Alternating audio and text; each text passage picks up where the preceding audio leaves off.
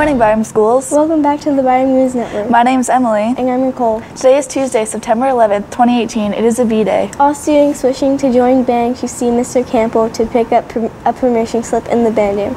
New members are more than welcome. Polo Polo signups will continue this week. Please return all complete forms to Ms. Rafferty and in the nurse's office. Games will begin next week. Pick up the order form in the main office or Ms. Tucker and return it with $6 payment to secure your plane.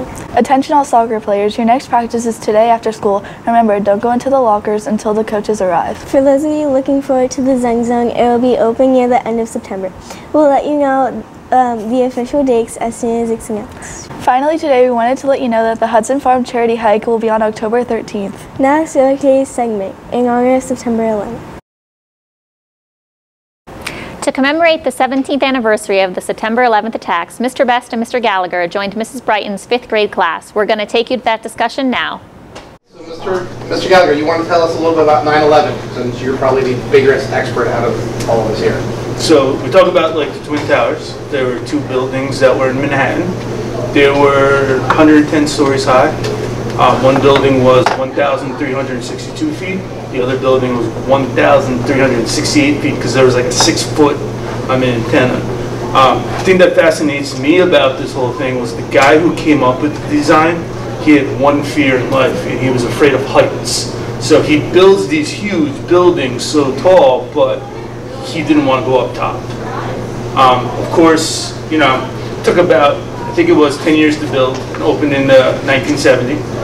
And there was one previous attack on these buildings in 1993, and it was by the same organization that attacked us on September 11th. And I remember that first attack in 1993. I was actually a senior in high school. And you know, it was shocking to hear that people are trying to do something to the towers. You know, and then to have 9/11 happen in 2001, I mean, it's one of those significant, huge events that really has defined our history since then. You know, we can look back at the first part of our century as World War II really defining a huge chunk of our country's history for a long time there, and setting up the Cold War and our relationship with what was at the time the Soviet Union, what we think of as Russia today. From there, you know, once that ended, we kind of had a period of time where we didn't really have a definition of where we were going. And I think when 9/11 happened, it really changed the direction and where our country was going at that point in time. And how we looked at the world, we looked at it as a much scarier place because we had kind of gotten out through the Cold War where we had this competition going on with the Soviet Union to see who could beat each other in every area possible, from the Olympics to the space race, to who could have more nuclear weapons, and we kind of came out on top on that. And, you know, we felt like we were pretty safe in our world at that point in time. And then 9/11 happened. It changed life. It changed everything. And it changes how we look at our world today and how we are security conscious today. And, you know, I remember getting on airplanes back then. There was so minimum when it came to, you went to a baseball game and you just walked in the stadium. Maybe you got patted down. Yeah. But now it's security and everything. Cell phones. No one really had a cell phone before 2001. Now everyone does. I think that's what I think is the most intriguing to me, is that it changed so much of what we do every day.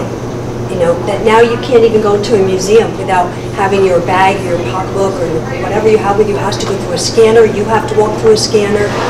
And that's a museum, just to see historical things. And I have to be frisked, kind of, to make sure that it's safe for me to go in there, but I'm safe to be in there for the other people.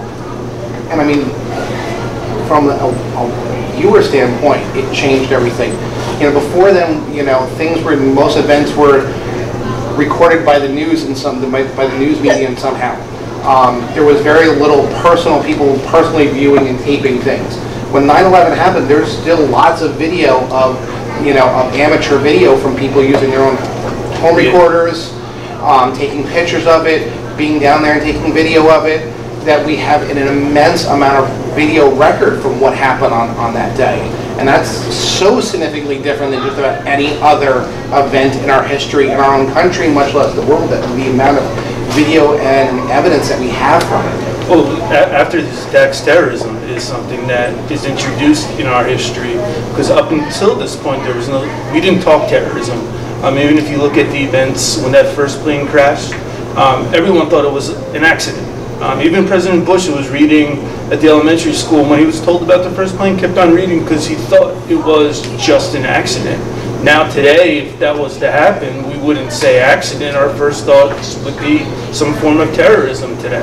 And I mean, I remember growing up, I mean, being your guys' age, there was terrorism, but it was always in other countries. Yeah, it was never here. There was, there was hijackings of planes in other countries, things sometimes got blown up, but it was never here in the United States. We never had that fear. And that changed dramatically on that day. Even you go to the museum, which you do in 7th grade, they showed the film from, what was it, Today or whatever. Today Show with Matt Lauer. Yeah, Matt Lauer's interviewing someone, and he gets news. Oh, there's a plane crash.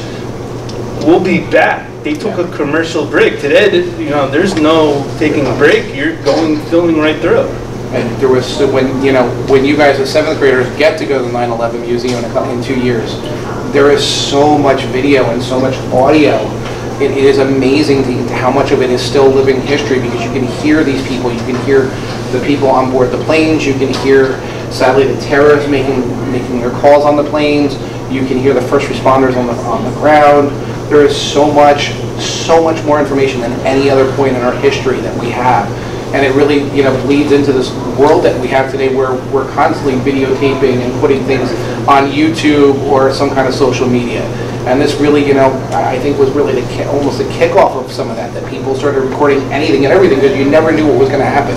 And there was no social media in 2001. There was no Facebook or Twitter or Instagram or any of that. Today, everything would be right there online for people to see. All we had was the amateur videos, and we had the news that was down there because they were rushing to the scene of an accident. And I think this event has really made people want to be much more connected. Yeah. Not just that the technology has expanded and we can be, but I think because of this event, people want to be that much more connected. Parents want to know where you are all the time. Okay? They want to know where their family members are, where their friends are. They want to know where their coworkers are.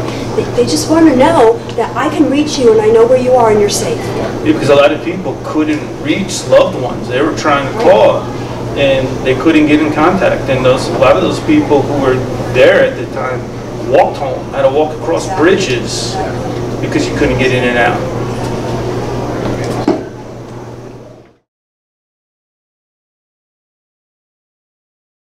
That's it for Tuesday's episode. We end today with the joke of the day. Why does the music teacher need a ladder? To reach the high notes.